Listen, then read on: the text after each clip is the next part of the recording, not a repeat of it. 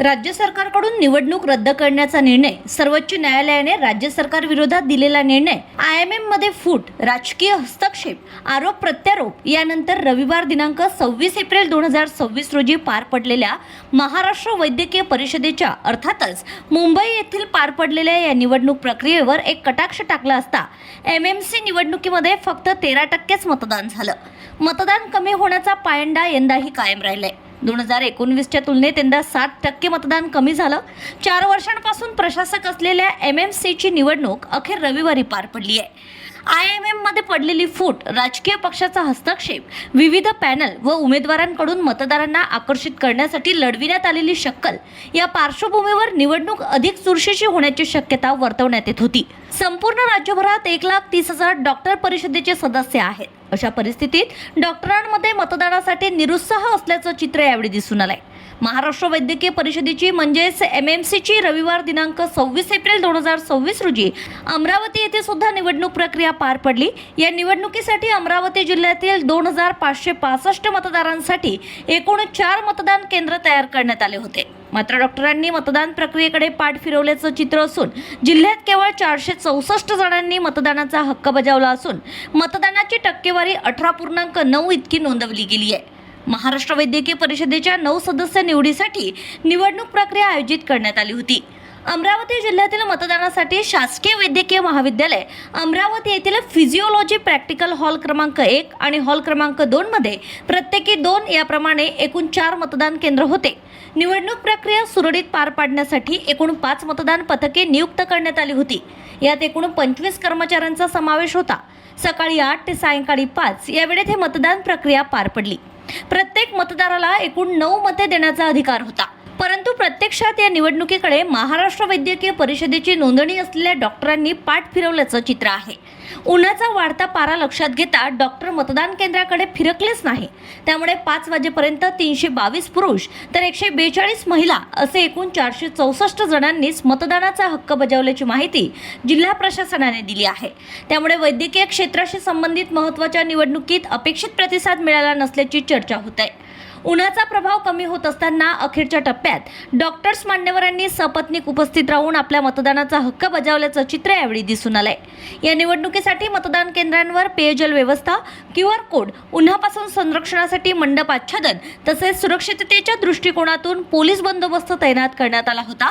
महाराष्ट्र वैद्यकीय परिषदेच्या निवडणुकीसाठी अमरावती येथून official IMA Maharashtra MMC election 2026 पॅनलचे अधिकृत उमेदवार असलेले डॉक्टर वसंत लुंगे यांनी डॉक्टर मतदारांच्या प्रति आभार व्यक्त करीत यावेळी प्रतिक्रिया दिली आहे. दिनांक 26 एप्रिल 2026 रोजी महाराष्ट्र वैद्यकीय परिषद याची निवडणूक अमरावती जिल्ह्यामध्ये पार पडली.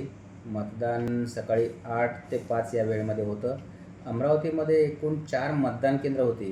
आपल्याकडं एकूण 4 मतदान केंद्रावरती मिळून 2,565 एवढे मतदार होते, जे की मेडिकल परिषदेचे मेंबर असतात. आणि मतदान जे काही झालं त्यामध्ये पुरुष 322 आणि स्त्री 142 असे 464 मतदारांनी त्या ठिकाणी मतदानाचा हक्क बजावला.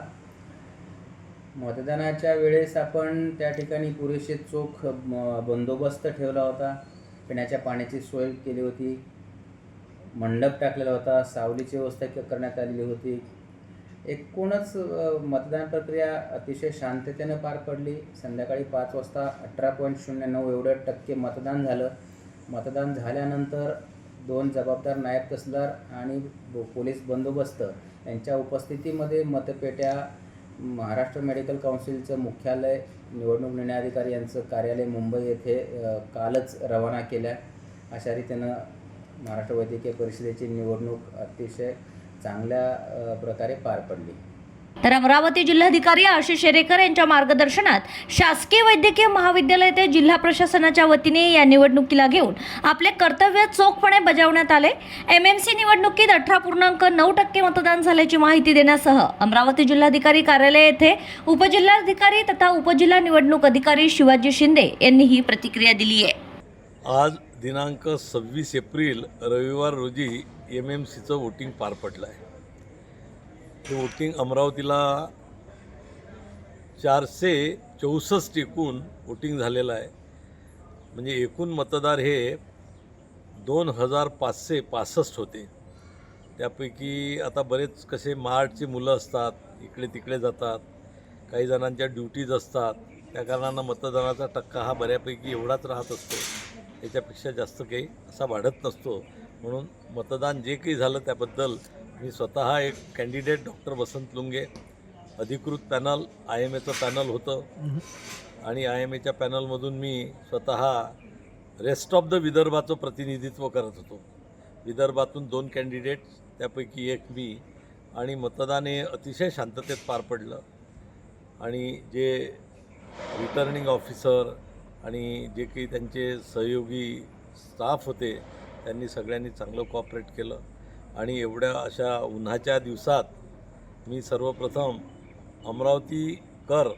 अमरावती जिल्ह्यातील सगळे दूरदूरून आलेले, कोणी दर्यापूरहून आलं, कोणी परतवाड्याहून आलं, कोणी वरुडवरून आलं, कोणी मोर्शीवरून आलं, चांदूर बाजारवरून, धामणगाव रेल्वेवरून, अशा दूरदूरून उन्हाच्या दिवसात आले. त्याबद्दल मी त्यांना खरंच धन्यवाद देतो. आणि असंच आपण आपल्या फॅटर्निटीला सहयोग करत चला. आणि प्रतिनिधित्व तुम्हाला विदर्भाला, खास करून यावेळी अमरावती डिव्हिजनला जे मिळालं, आता मतदानाचं रिझल्ट जो आहे तो 29 तारखेला काउंटिंग सुरू होणार आहे मुंबईला, आणि ते 30 तारखेला बऱ्यापैकी रिझल्ट यायची शक्यता आहे. तरी मी सर्व ज्यांनी मला मतदान केलं आहे त्यांना सगळ्यांना, किंवा जे मतदानाला आले उलट उत्साही, सगळ्यांना मी धन्यवाद देतो. आणि असंच तुम्ही फॅटर्निटीला सहकार्य करत चला. धन्यवाद. जय हिंद, जय महाराष्ट्र, जय IMA.